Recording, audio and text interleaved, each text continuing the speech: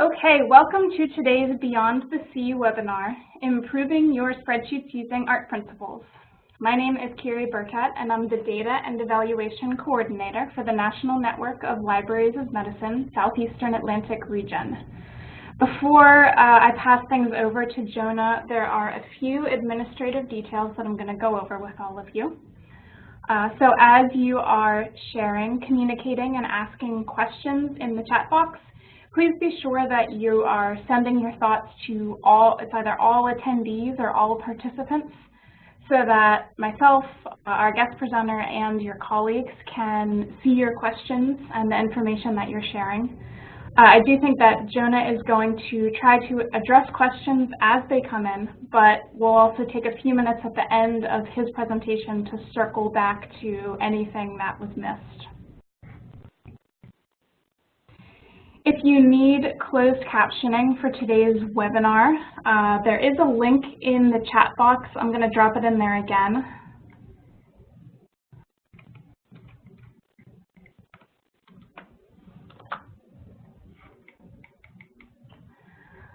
So today our guest speaker is Jonah Calinawan. Jonah is an accountant turned artist. He holds a Bachelor of Mathematics from the University of Waterloo, Canada, and a Master of Fine Arts from the Academy of Art University in San Francisco. So Jonah, I am going to pass control over to you. And everyone, please welcome Jonah. Great. All right. Can you see my screen, everyone?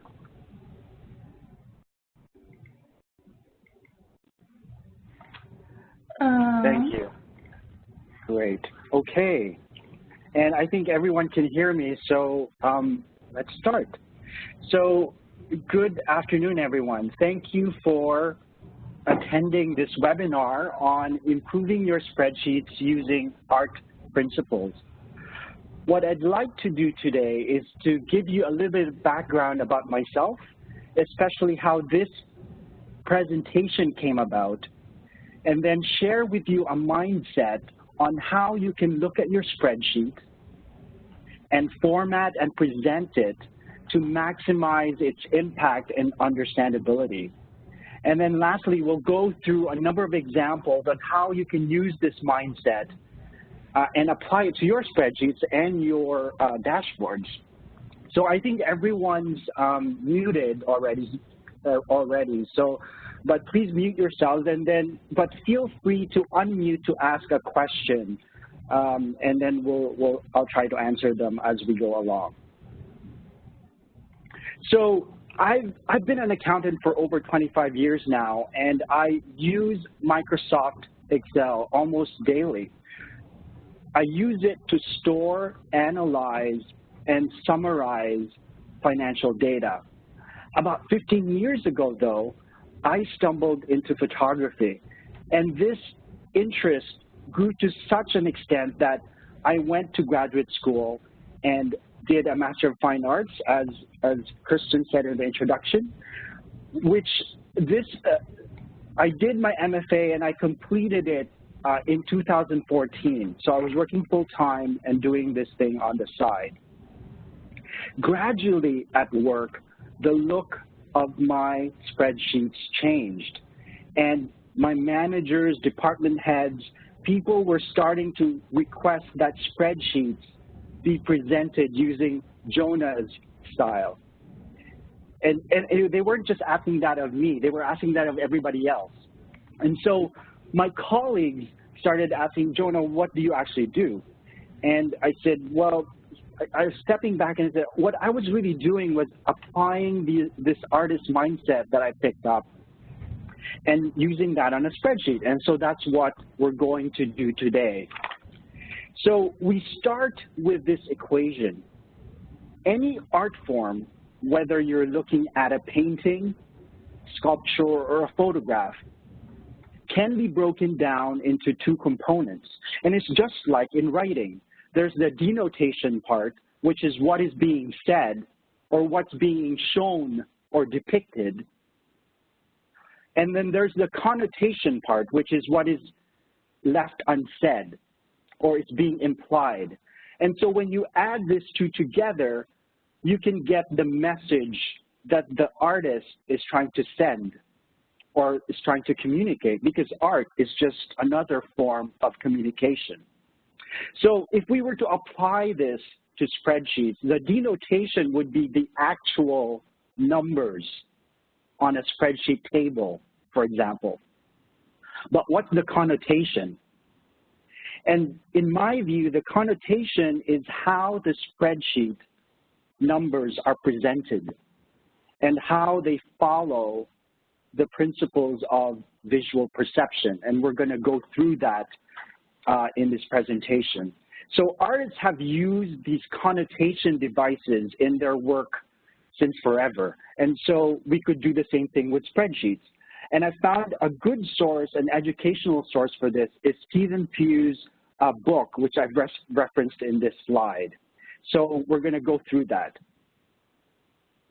So the first principle I want to talk about is proximity. And what that really means is that objects that are located near one another are automatically or unconsciously interpreted as a group. So notice how I don't even have to say anything. You've already automatically grouped these dots into two groups. You can think of proximity as spacing or grouping, right? And artists would kind of call this, you know, I'm paying attention to the negative space.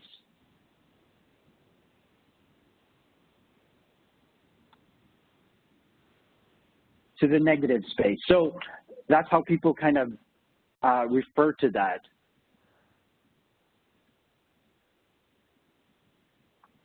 Okay, and proximity is actually very powerful. You can create meaning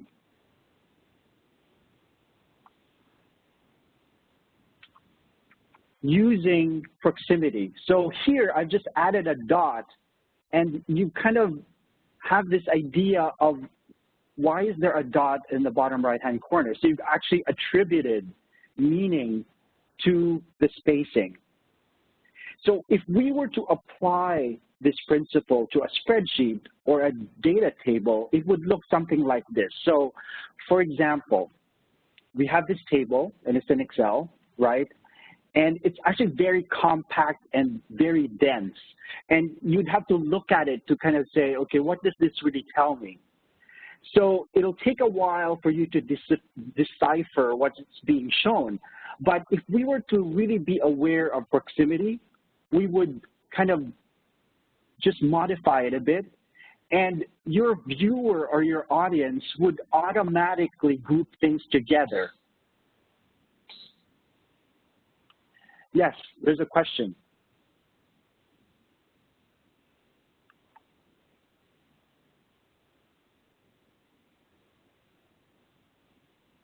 Did someone have a question? If you could unmute yourself first.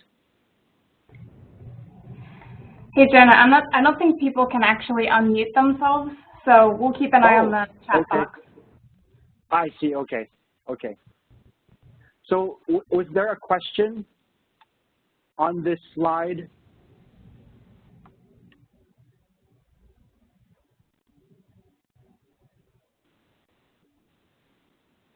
Oh, pop-up boxes. Is everybody seeing that as well?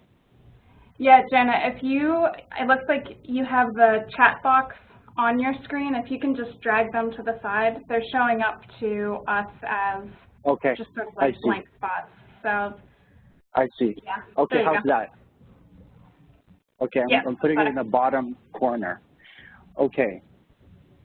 So here what I've just done is I've become aware of the spacing between the data points. And by doing that, you help your viewer or your audience kind of intuitively grasp what the numbers are supposed to be saying. I mean, so you're helping your viewer by being aware of the negative space. Okay? So now in Excel, when people print a data table, they usually print it like this, you know, with lines, right? And yes, you could do it this way, and you're basically showing, you know, that there's 3 categories with 3 segments within each one, and you're showing sales and profit. But what we'll see later on is that this is really not the optimal way of showing data. Okay? So, but it is acceptable, but it's not optimal in my view, and it's not elegant either. Okay? So that's proximity. And proximity, actually, you can influence how people will look at your data tables in Excel. So, for example, in the left-hand side, the tendency of a person would be to go down the data table, right? But on the right-hand side, it's the viewer's gaze is from left to right. They're reading it from left to right. And that's really only because of the spacing or proximity.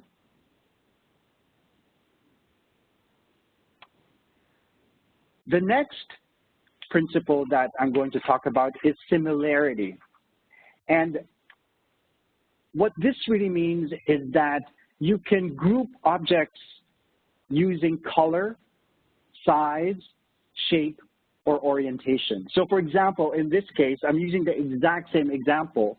You've already grouped in your mind that there's something about these 2 dots that are the same. And so you've equated that there's a relationship between these 2 dots, okay?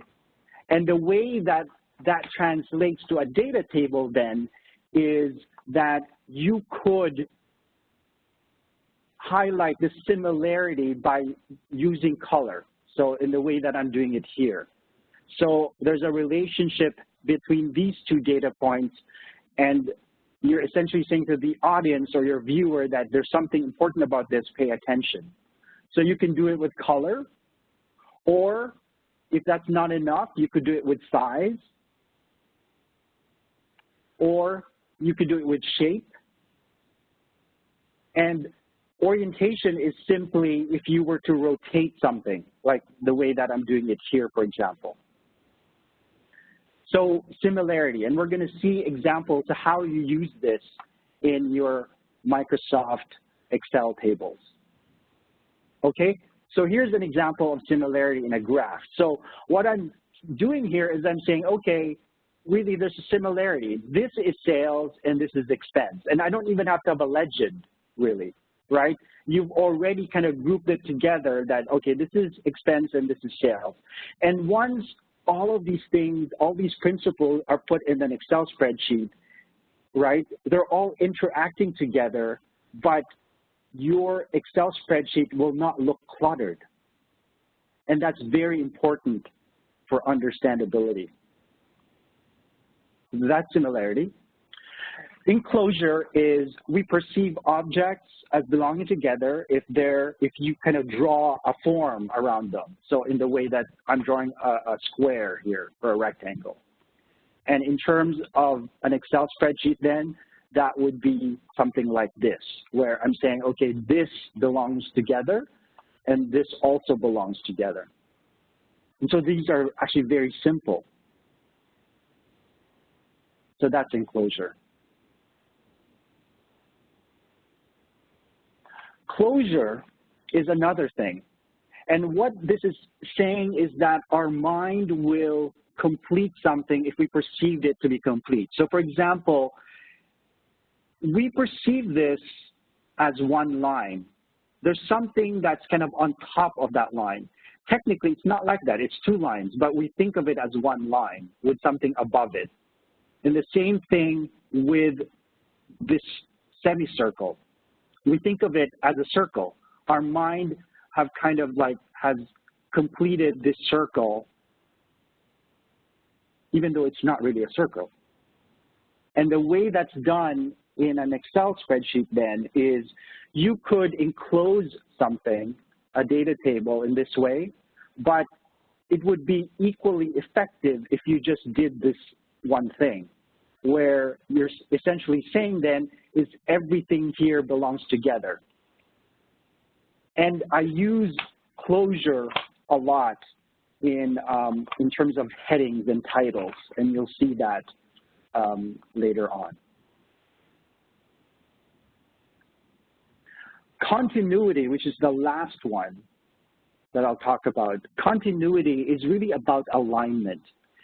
And as you can see on as an example, I mean, you could kind of understand what this thing is doing, right? That, you know, there's 3 categories with 3 segments in each of them. And we're using proximity, which is we just learned. But if we were to align things, it actually becomes more intuitive. And that's really what continuity is really all about, that you don't have to repeat furniture here, furniture there, office supplies, office supplies. You essentially just do this. And people think about this as indentation, so that's the same thing. Okay, so these 5 principles then we could use in conjunction with something else, which I'm going to talk about. It's called the data-inc ratio. So in any spreadsheet, you can look at all of the ink used in that spreadsheet. Some of it is data and some of it is non-data. And the idea, as put forth by Edward Tufte in his 1983 book, which I've listed below, which is also a good source, is that you maximize the data-inc ratio by removing everything that's not data. And that is, I mean, where I work, I always say this: have we maximized the data-inc ratio? So everybody kind of talks about this now, the data-inc ratio. Have we maximized it? Okay, so how does that work? So I've actually pulled up the balance sheet for Apple. I went to their website and just downloaded their financial statements. And we can see the kind of the principles being used in this balance sheet. So for example, we talked about proximity, right? How all of this negative space. So we're seeing intuitively that there's current assets, there's non-current assets, it's grouped together, current liabilities and non-current liabilities, and the shareholders' equity. And even within the proximity principle, we're also using continuity, right? This idea of indentation, how everything here is equal and they're part of current assets, and you could go the same thing for non-current assets, current liabilities, and non-current liabilities. So we're using that kind of principle here. We're also using the idea of closure, right? This idea that, well, we could encircle this whole thing as part of 2018, but you don't have to do that. We just have this line. So anything below it is part of 2017 and part of 2018. I'm kind of spelling this whole thing out, that, you know, that's where all the principles are kind of being applied, kind of intuitively. Now, that's actually good as a reference point, right? If you're looking into inspiration on how to present something, annual reports are really good because they would have gone through kind of the graphic design type of idea, right, to maximize understandability. And I find that the business sections of newspapers, when they show charts, that's also a good source for inspiration on how you could present your spreadsheets in a very succinct way. Okay, now Apple could have chosen to do something like this, but they don't, right? They haven't done it because, first of all, these lines they're not data, right? So that's non-data. Like this line here is not data either. It's not telling me anything. It's just a way of grouping things. But this is data. The numbers are data. This label is data. This this description is data. So always be aware when you're looking at your spreadsheet, what is data and what's not data. Because some people will want to do all of these things, like all these lines. Or worse, they could do something like this, right? Where people use color to differentiate between certain things. And you don't need to do that, because the use of color here is not data. So they present the balance sheet in this way, which is good.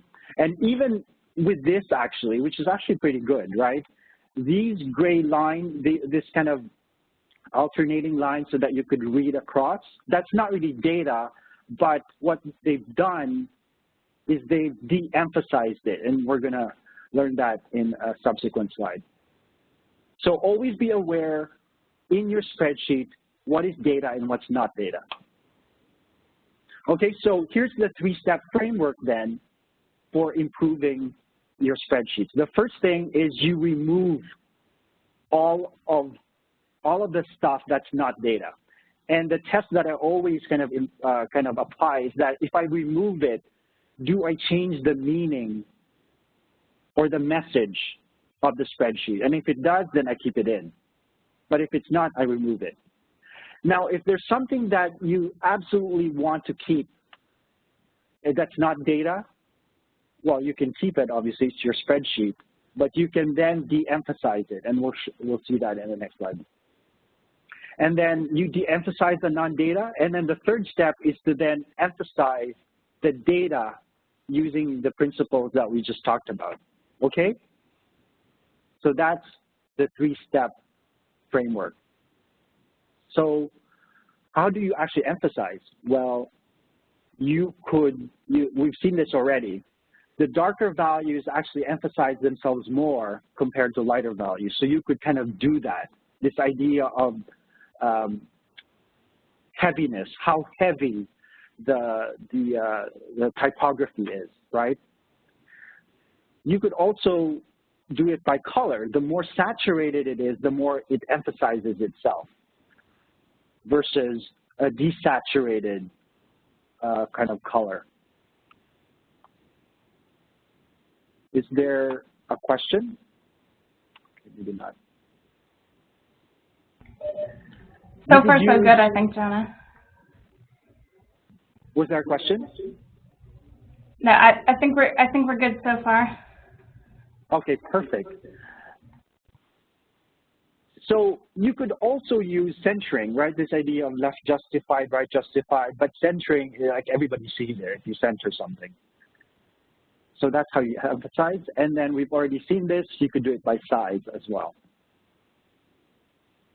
And there's many more, but these are actually the most effective in my view from a visual perception perspective. Okay, so when you step back and think about this three-step strategy, what it's really telling us is to simplify, right?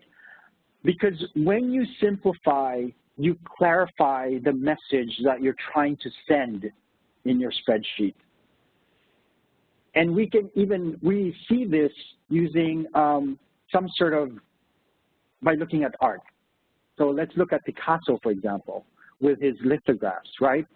So he did this drawing of a bull in 1945 over 2 years.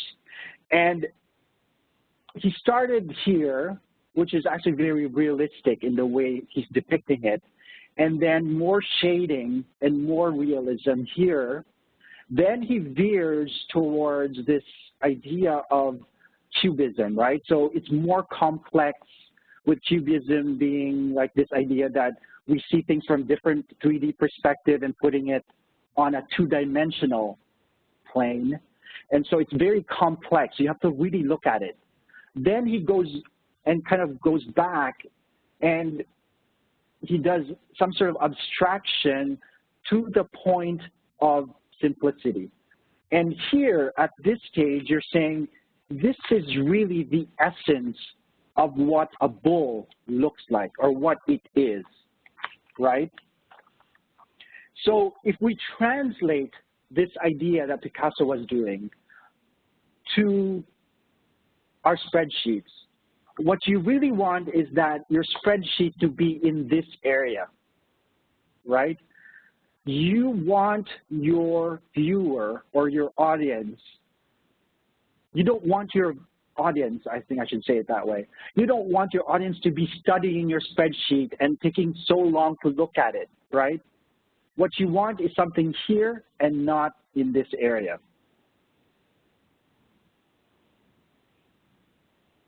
So now we'll look at examples.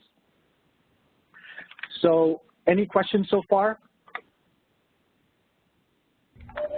Ellen asked, how do you define saturated color? Well, I would say saturated color is really about, I would say warm colors like red, yellow would be more saturated than earth tones, for example. So it's something to do with the warmth and the coolness of the color. That's one thing. And the other thing is it's kind of like how much white there is in the color. So I would say that pastel colors has more white to it, right? It's just softer. So that's what I mean by saturation. Now, there's a technical definition of it, but that's the way I would explain it. Okay, so let's look at examples. So we saw this already. So when I open a spreadsheet, the first thing I do actually, right, going back to the data inc ratio, is I want to see only the data. And all of these grids kind of just bother me, right? Because I want to see the data. I don't want to see extraneous stuff. So I always remove it. So I only see the data. So how do you improve this, knowing what we've just kind of discussed? So the first thing I do is I remove the grid lines, right, just so that I can see what is actually being given to me. We've learned that all of these lines here, they're not data. So I remove them.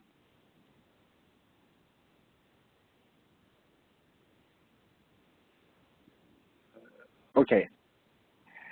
We've also learned that this thing, the color, they're not data either, so I'm going to remove them as well. So what I'm showing you is how I would actually now format something that I'm happy with, right? So you're not going to be doing this kind of, I don't want to say beautification because it's not. It's really about making it understandable. You don't want to be formatting stuff while you're actually doing the analysis of whatever you're doing, right? You do this at the end. So now I think to me this is more improved. Now we learned about proximity, so I'm going to do that because to me it's very dense. So I'm going to highlight these rows and make sure and do the proximity idea that we were talking about in terms of the negative space. To me, this is not data. So I don't think we need this either. It's self-explanatory. This furniture total, all of these totals, they're not really data either to me because it's intuitive. This thing is a repetition, so I'm going to remove it. There's too much negative space there. I'm going to, to me, this is actually pretty good. But you can then apply something else that we've just learned, this idea of closure, right? I want to kind of highlight that, so I'm going to do that. Now, I know that that line is not data, so I'm going to de-emphasize it.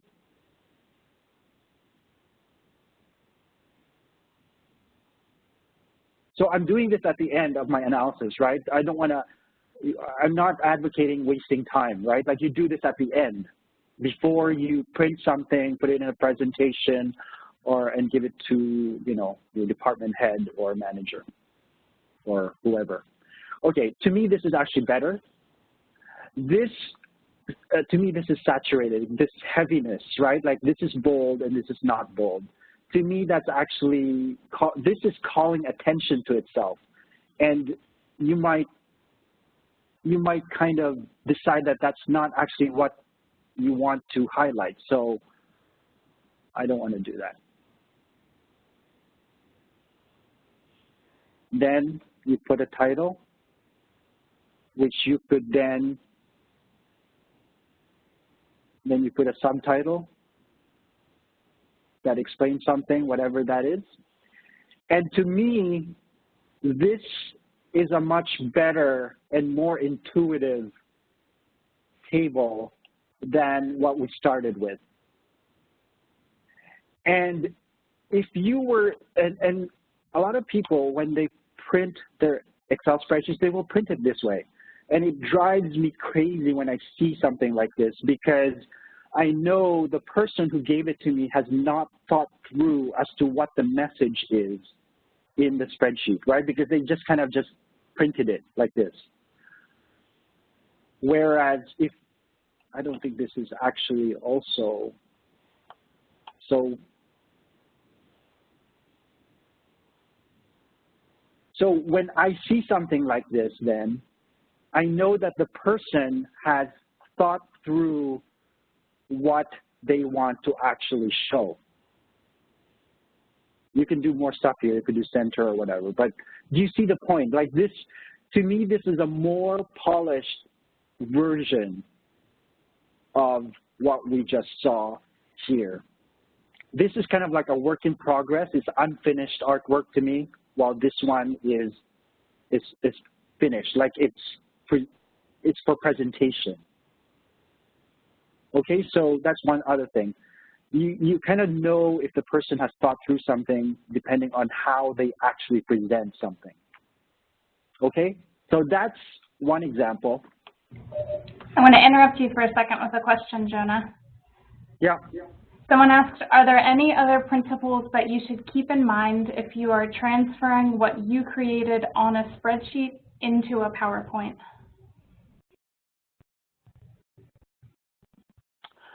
I think the ones that I kind of highlight are the most important ones. Now, when you're transferring Excel to PowerPoint, I always think the quality of the it's more about graphics then. You know, when you paste something into PowerPoint, sometimes it's degraded. And so it's not really about the art principle now, it's more about the quality of the image that's being pasted. And so one thing that I always make sure is, so for example, let me just open something.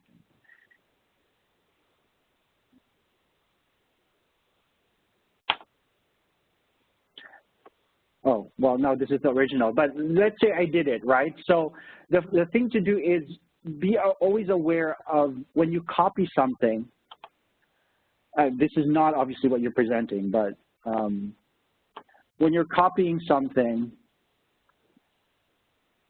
well, you can convert it to PDF if that's what you're doing and circulating it around. But if you're doing a presentation, I would always make sure that you're pasting it as a picture this way, because some people, what they will do, I always paste it like as a picture, so I can control the look of it, because some people actually do this. They print it, or they paste it, and they paste it as an Excel object, and like this, right?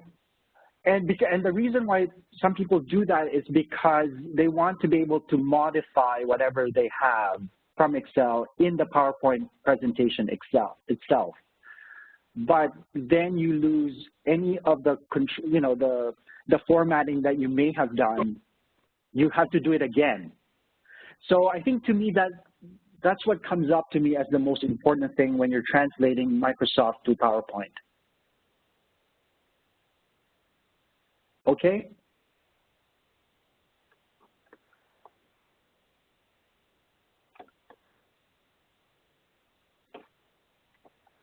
So let's see, what else was I going to? So we did the first example. This is kind of similar, so I'm going to skip it. Let's go to, and thank you to the two participants that actually sent sample of their spreadsheet, because that's what we're going to talk about now. And so thank you to Rachel and to Douglas. So the first one it was a snapshot of a spreadsheet, and the way I'm understanding this, and that part is not important, obviously, it's more about how I'm seeing this as the viewer or the audience, is we're using Excel in this sample as a way to collect the data. So it's storing the data. So it's tracking kind of the training by branch, whether it's mandated civil service training or mandatory or optional, as well as the date it actually happened. So we're using Excel in this instance as just kind of a repository, like it stores the data, right? Like in a data table. Now, obviously, if this is a huge amount of data, then I wouldn't use Excel to store data. Then you would have to move to something else, like Access or something. But in this case, we're essentially tracking dates, right? So my suggestion would be, now this is nothing to do with our principles, but my suggestion would be to always store data in a pivot-ready format. And what I mean by that is the following. And I'm going to, again, remove the grid lines because I just want to see the data. And so all the variables should be columns, but the data itself should be rows. And so to me, right, the way I would store the data is I would take the branch name, so the same thing. The training categories are these three things, right? So I put that as training category, so all of that is in here. The name of the training, which are all of these other columns here, which are actually data points, that should be rows. So I put that here. And then the training dates would be what's there. So I call this kind of this flat file format, the pivot ready format, instead of doing it this way. And the reason why that's important is we'll see that later on. The other spreadsheet that was sent for this presentation is something like this. It's kind of the same thing. It's tracking programs. And I've made this thing up too, right? I've kind of simplified it for purposes of this presentation. So I have the date, the program category, and just a category number, and the program name, the number of sessions in that program, the number of attendees, and the quarter that this date belongs.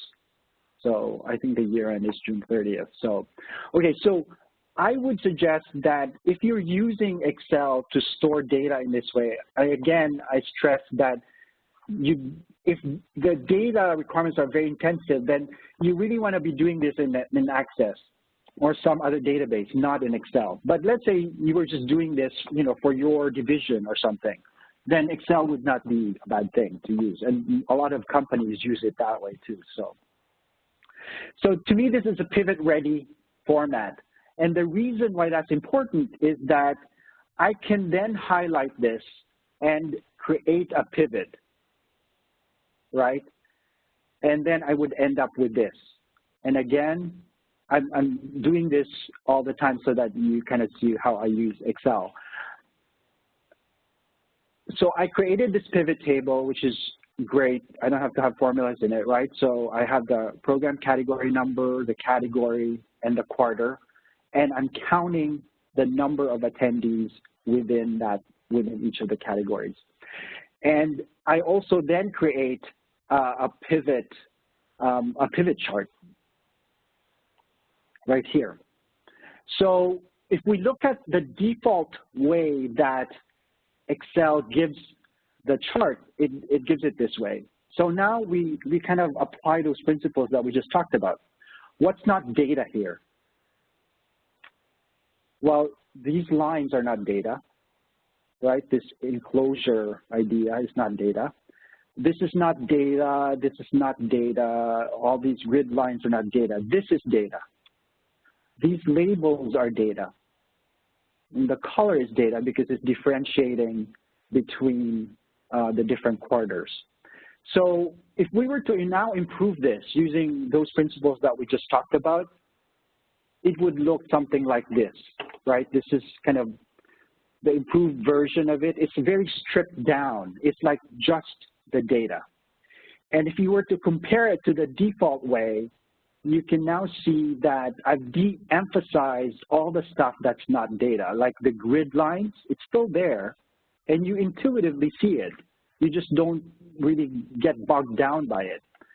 And believe me, even though your viewer is not aware that you've done this, they will feel it. They will not be able to articulate it in the way that we're talking about it right now, but they will feel it. And the reason why I know this is because people at work will always say, how is it that when I look at Jonah's spreadsheets, I understand it even before he speaks?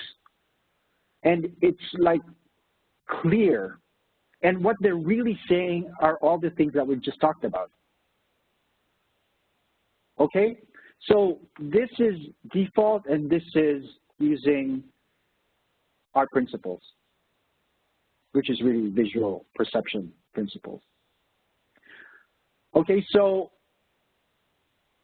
using this raw data, why this thing is important, this pivot ready, is now you can pull this into whatever dashboard software that you're using. So I'm using Tableau. So the good thing about using the pivot ready then is I can now import this into Tableau. So I've imported the raw data worksheet, right? And now it's this. And now if I were to do a table in Tableau, it would look like this. And when you look at the default table in Tableau, it's actually very good in terms of visual perception, and they follow all of these principles actually, which is great, right? I mean, there's still parts of it that's not data, but they've de-emphasized it, right? You could say then that, well, this is not really data, so I could remove that. This is really not data, so I'm going to remove that as well. And I think that's actually pretty good. And then you can put a title and print it. Okay, so if we recreate that pivot chart in Excel, it would look like this, which is also pretty good, I think. Right, so that's good that Tableau does that. Now, if I were to put that, so now what I'm doing now is I'm using that same data that we have as a pivot ready, and I've now said, okay, what if we actually track a number of things? We want to show the number of attendees, the number of sessions, and we want to have the average of the attendees. How would I present that? And this is one way to present it, and I then put that into a dashboard, and it would look like this, right? So to me, this is actually very good as a version of what you want to present. So you always have to say, what do I want to show? And here I'm trying to show the number of attendees, number of sessions, and it's one page. And then you can then talk about what it is you want the audience to get from your spreadsheet. Okay? And I've applied all of the principles we just talked about in the spreadsheet. One thing I want to point out, which is actually very good in Tableau, you can recreate this in Excel, but it's obviously harder, right? Is that this idea of closure, or no, continuity, how Q1 is in the x-axis, right, all of these quarters, and they're not repeated in this graph or this graph, because we already know that everything here based on continuity is Q1, right? And so we have this compound graph that's not very busy. Although I actually don't think we need that color, right? Because the color is actually very busy in that sense, like if you were to be more strict about it. So that was the first version. So I said, okay, you know, let's do another version where it's only monochrome, where it's only gray. So you could do a version like this, And the benefit of doing this is you can annotate and then you can use Similarity, which is what I'm doing here, right? Note one, although maybe that you don't really need that, but that's now your decision. One thing that I want to leave you with is this idea that it's not really about beauty, but it's about understandability. And to me, looking at this data that was sent in the spreadsheet, I would want to talk about the idea that the top category in the program is this, and that, you know, the number of attendees was over 3,000 attendees in Q4, and the average attendee was about 30 people per session. But one thing that's curious, and that's why it's good to always look at the data and simplify it, is because to me this jumped out, right? The average attendee for a session in Partner with Community was actually higher than what it was for the top category. So I may want to then talk about what that was. Why was that, you know, an outlier? The same thing with this one. This was also an outlier. And so that's one thing about simplifying your spreadsheets using the R principles, because outliers will become very visible. And then those are the things you then talk about in your spreadsheet when you present. So that's it really. When looking at your spreadsheet, always think about the 5 principles we talked about. The data inc ratio, always maximize it, and apply the 3-step framework to your spreadsheet. All right, thank you, so Jonah. much for listening. We did have one more question. And if there's any questions, that would be great. Yes, so Carl asked, he said that they are increasingly using Google Sheets in place of Excel. Are there any significant differences in approach between the two? No, there isn't. I use Google Sheets as well. I mean, it's not as robust, obviously, as Excel, but that's more in the programming side of it, right? But in terms of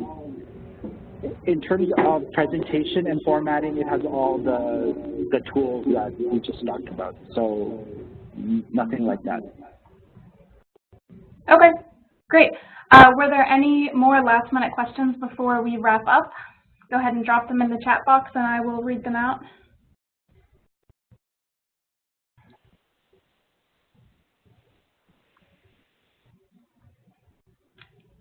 Okay, well, as Nancy said, this webinar was recorded, and it'll be posted on the NNLM YouTube page in about a week. So everyone who registered will get an email from me whenever that's available, and you can refer back to that there. And then before I leave you today, I'm going to tell you that the next webinar that the SEA region is hosting is Libraries as Partners in Health with Nashville Public Library, and that's scheduled for Tuesday, August 27th at 1 p.m. Eastern Time. So this will be hosted by Elizabeth Roth, who's the coordinator of Nashville Public Library's Be Well at NPL initiative, and it'll share ideas for collaboration between public libraries and local hospitals. To evaluate today's webinar and to receive your MLA CE credit, I'm going to, again, drop the link in the chat box. Or Nancy, if you have that and you could do that, that would be great.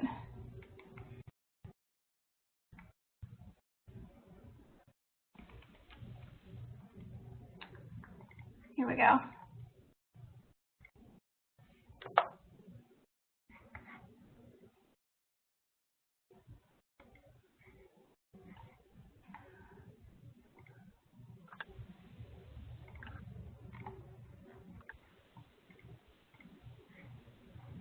Okay, well, thank you so much, everyone, for attending today's webinar, and a huge thank you to Jonah for your time and your insight. Thank you. Oh, Jonah, before you go, Jane asks, do you have any recommendations to learn more about this?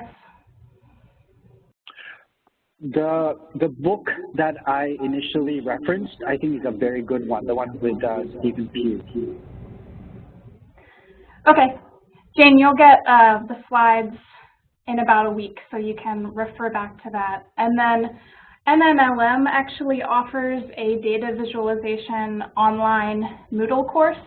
We're sort of revising it a little bit to make sure that it's up to date with the current version of Tableau, but you can keep an eye on our training calendar. Hopefully we'll be able to offer an instance of that later on in the fall. So we'll have some more data visualization and art principles things coming down the line from here too.